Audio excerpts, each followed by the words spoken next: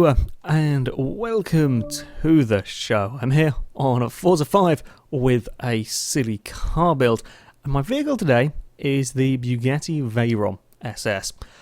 Quite a few people wanted to see me use this car for one of these. I'll be honest, I am not a particular fan of the Veyron. It's never been a car that's really interested me. Yes, it is a very fast car and it is a very well engineered car, but I've never found it that exciting. I've much preferred the McLaren F1 or the Hennessy Venom, even the Ultimate Aero.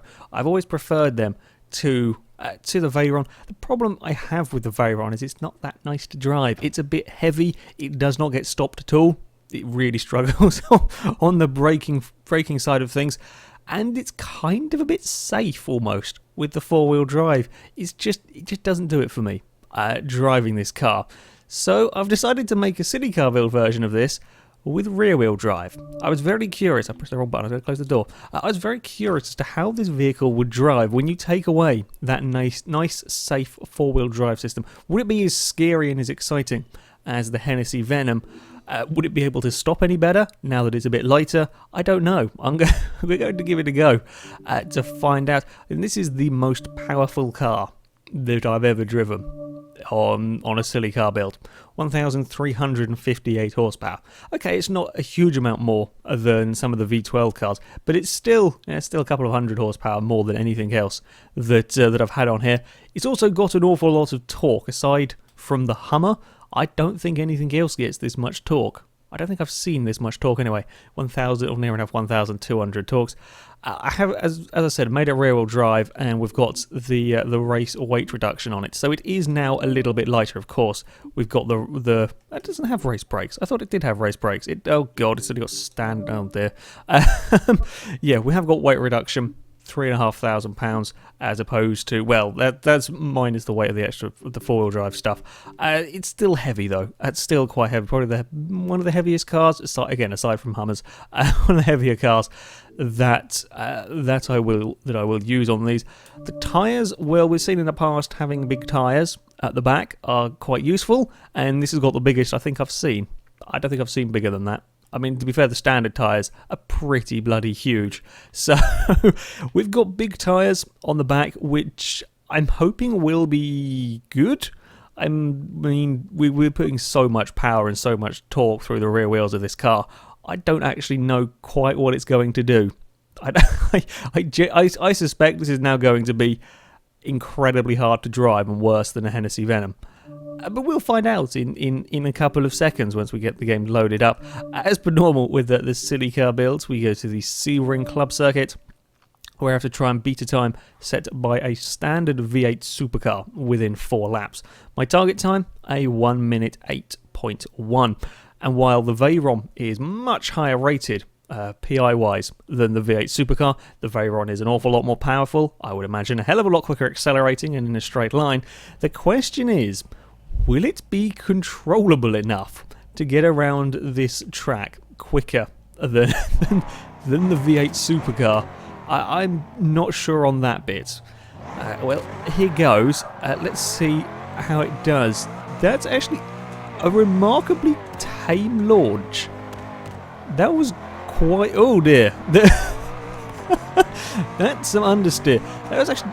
I'm amazed. That was very, very... ooh, okay. It does not like being rear-wheel drive. I will say I was surprised how easily that got off the line. For all of this power and torque and everything. Oh, we're not going to stop. It's even with the weight reduction. The brakes are laughably poor still. Oh, God. So we have a car that is... this is odd. Really odd. This is really unhappy. It doesn't stop. It doesn't turn. I've made a terrible thing. Can we get back on the track? There we go. Okay. This is weird. I'm not sure I like this car particularly. It feels... oh, nope. It's really does not like being rear-wheel drive. It feels a bit like the Rough and some of the occasional cars I've had where they're very rear heavy, and as they go around these corners they lift up the front wheels and you get terrible understeer. It kind of feels a bit like that through some of these corners. It's incredibly understeery. Even being rear-wheel drive, it is horrendously, terribly understeery. And then the back end does strange things as well. Because we were almost flat out through that corner. This car is confusing as anything. It can't make up its mind what it is. Or I certainly can't make up my mind what it is. Yet we have understeer through there, and then we get oversteer, and then, woo! It kind of suddenly snaps on you. Whoopsie, we've bumped a wall. Okay, I think we have a new winner for the strangest contraption I've ever built. This is incredibly strange. It doesn't have a clue what it wants to do at any point in time. We can take those fast corners, I think, flat out probably. I suspect as we come down the start-finish road, we may get it a little bit sideways. But I reckon this probably can, especially now we've got some warmer tyres. I reckon we could probably be flat out. Well, we have to sort of be a little bit gentle on the throttle to get it up to speed. But yeah, that's flat out around there. I touched the grass, which is my bad. We're not stopping. There is not a hope in hell of we stopping that. It's a really, really weird thing. I'm not sure quite how that works exactly. It has excellent grip some corners, then it has no grip, it has understeer, it has oversteer, it has absolutely no brakes. It gets very unhappy under braking sometimes. Come on, round the corner and then gentle on the... No. It gets sort of twitchy, if I'm correcting it. Ooh, there we go, but it's not spinning itself out. It kind of... It's very, very, very strange in this car. That's not the button to change camera angle, that's the button to change camera angle. Is it doing anything noticeably silly going on around here, out here? Hello? Veyron? I don't know. He doesn't seem to be wobbling around on the suspension too much. I'm very confused by this car, and we've got one more lap to actually try and set a good lap time. This isn't quite what I expected. I expected it to be silly like the Hennessy Venom. I expected it to be massively sideways and barely controllable with that. I didn't think it would be just as strange as this. My expectations going into this were it would be a bit of a pig to control with an awful lot of wheel spin, so much torque that I just wanted to spin the wheels up constantly. But this is that's very, very good through that corner. That's incredibly good through that corner. That's loads of grip through there. But then we'll have issues at another corner. Brakes are still atrocious, even as lighter. This thing just doesn't get stopped. That was a wheel on the grass. No. Come on, gather it up. Oh, bugger it. God damn it, it's gone round in a circle. I was doing so well at not spinning the damn thing as well. Okay, this is certainly the strangest car I've ever driven. It totally wins. I mean, the rough was a bit weird. The Alpha 33 was quite strange. Was it a Lancia that wobbled and bounced its way around? This is just the most unpredictable thing I've had. I'm just never sure what this is going to do when it comes to a corner. It could understeer, it could oversteer, it could try to spin out, or it could have a lot of grip. It could do any of those at any time. Okay, I've built a weird thing. I definitely... Okay, I mean, I bullsed up that lap. I'm no doubt it could go quicker than the V8 supercar, but it is such a hard thing to drive. I'm kind of, speechless with this car. There is so much wrong with it. I'm not sure why it is. It's such a confusing thing. Okay, well, we know what it is going to be good at, and that is going in a straight line. Okay, it should be good at doing that. That's its strong point. It should be very fast in a straight line.